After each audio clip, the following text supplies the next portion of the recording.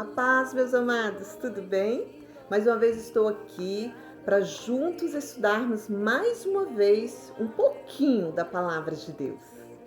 E hoje nós vamos falar sobre o perdão. O que Jesus ensinou sobre o perdão?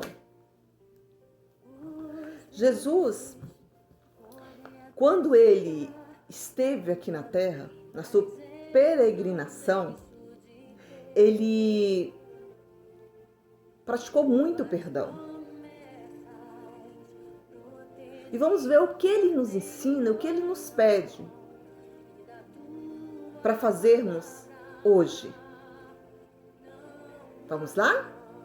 Já pegaram a Bíblia de vocês? Já abriram lá em Mateus 9:2? Então vamos começar.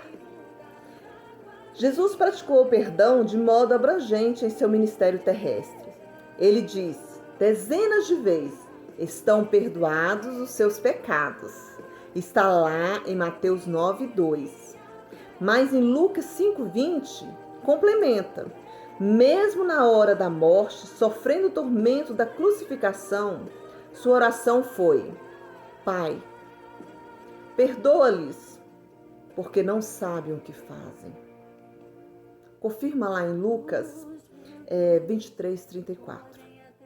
Porque o que nós falamos a respeito do nosso grande eu sou, do nosso Salvador, do nosso Deus, do nosso Jesus, tem que estar baseado na Bíblia. Se alguém falar alguma coisa de Deus para você, se não for baseado na Bíblia, meu irmão, minha irmã, corra. Porque a palavra de Deus tem que ser baseada na Bíblia, nas Escrituras. Esse foi o livro que ele nos deixou para nos orientar. Vamos continuar? Assim como precisamos do oxigênio para respirar, o ser humano depende do perdão de Deus. Nós dependemos do perdão de Deus, porque nós somos pecadores. Nós pecamos o tempo todo, por mais que o ser humano queira e ande na presença de Deus, nós somos carnal.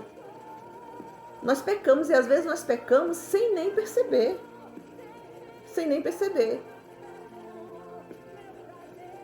Mas nós temos que trabalhar contra isso em nossas vidas.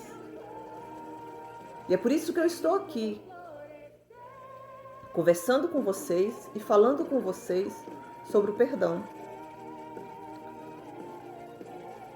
Como, porém, o perdão divino pode ser alcançado? Como esse perdão pode ser alcançado? E quando ofendo alguém ou sou ofendido, a quem devo pedir perdão? Hoje, nós vamos encontrar a resposta para essas duas perguntas. Qual foram elas? Quando eu ofendo alguém, a quem devo pedir perdão? Ou quando alguém me ofende, o que eu devo fazer? Vou dar um segundo para você pensar.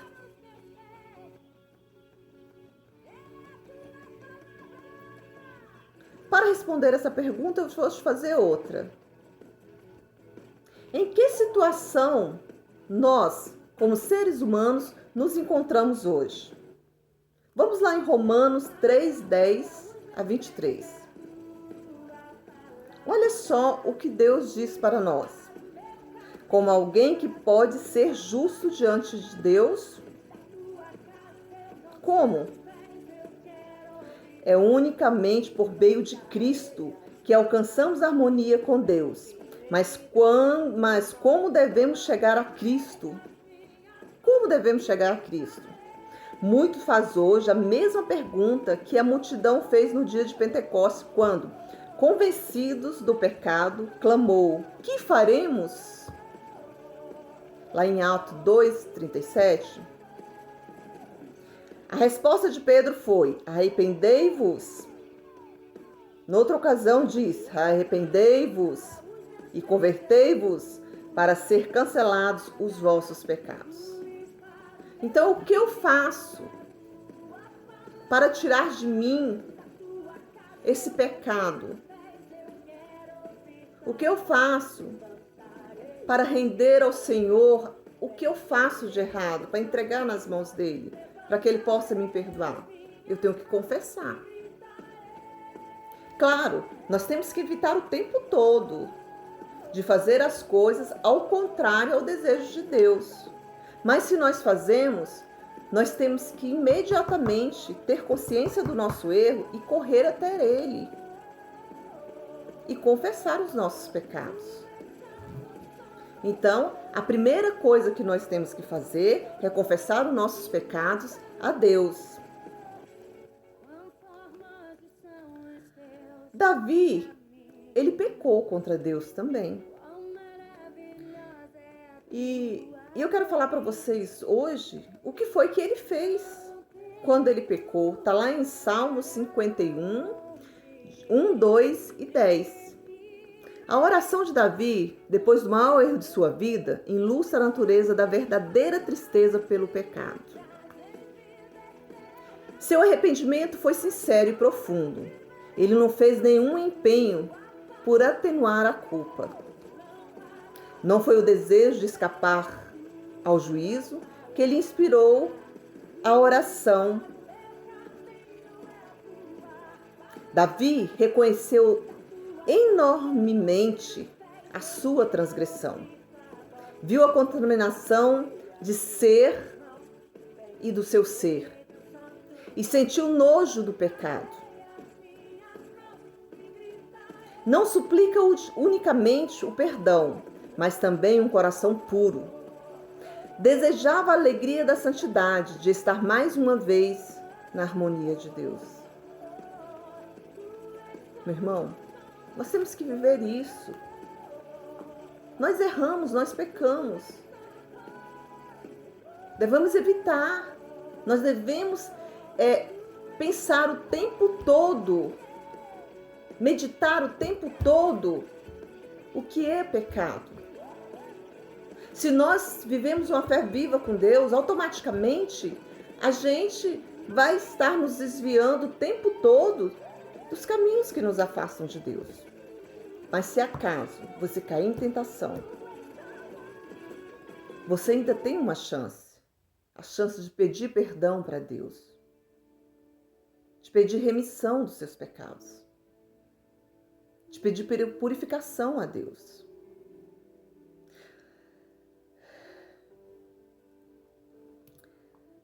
E eu quero também dizer para você que só há uma pessoa que pode perdoar os nossos pecados. Um único ser que pode perdoar os nossos pecados. Está lá em Salmo 134. Nenhum ser humano tem o poder de perdoar os nossos pecados. O único que tem o poder de perdoar os nossos pecados se chama-se Deus. O grande Eu Sou. Ele é o único que pode perdoar os nossos pecados. Por meio de quem? Por meio de Cristo Jesus. E ele diz bem assim para nós: aquele que nunca pecou pode nos conceder perdão e paz de espírito. O ensino de que algum ser humano tem poder de perdoar pecados não está em harmonia com a Bíblia e nem com a palavra de Deus. Nenhuma ação humana é capaz de conseguir o perdão, somente Deus, em Jesus Cristo, pode perdoar os nossos pecados. Por isso devemos nos aproximar dele com o coração verdadeiro e arrependido. Não adianta também você querer disfarçar para Deus que está arrependido, porque Deus sabe de todas as coisas. Deus te conhece desde o ventre da sua mãe.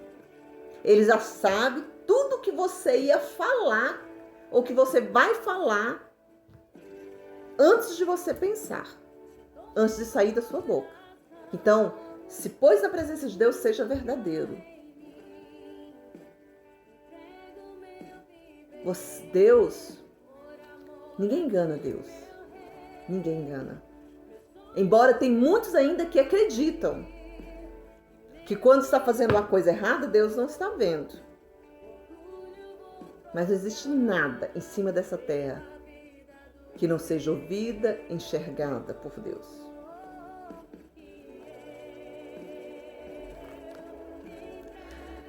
Então eu quero dizer isso para vocês, que o perdão é algo que vem de Deus, através do seu Filho Jesus.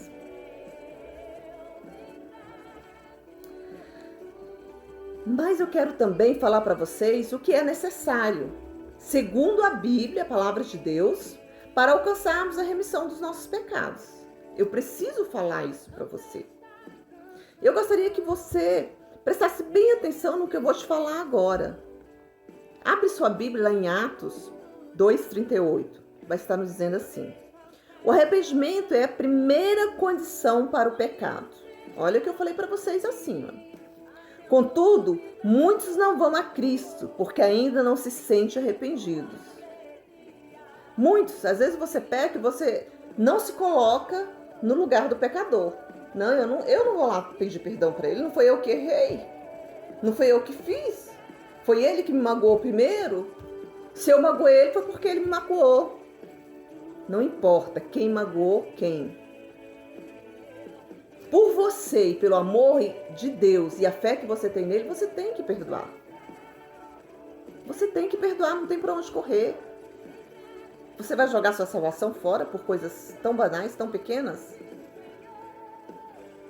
Aqui na terra, mas para Deus é grandioso. Quando você chega para ele e realmente, de coração, você pede perdão por algum erro seu. Quando você reconhece mesmo que você errou e que você precisa do perdão de Deus. O arrependimento não é produzido por um exercício mental, mas somente quando se permite a atuação do Espírito Santo no coração, nos convencendo dos erros e da necessidade de mudança. Assim como não podemos alcançar perdão sem Cristo, também não podemos nos arrepender sem que o Espírito Santo nos convença do pecado. Olha só, quem nos convence do pecado? O Espírito Santo, o Consolador, que Jesus falou que quando ele subisse, ele ia mandar um Consolador. Quem é o Consolador? O Espírito Santo.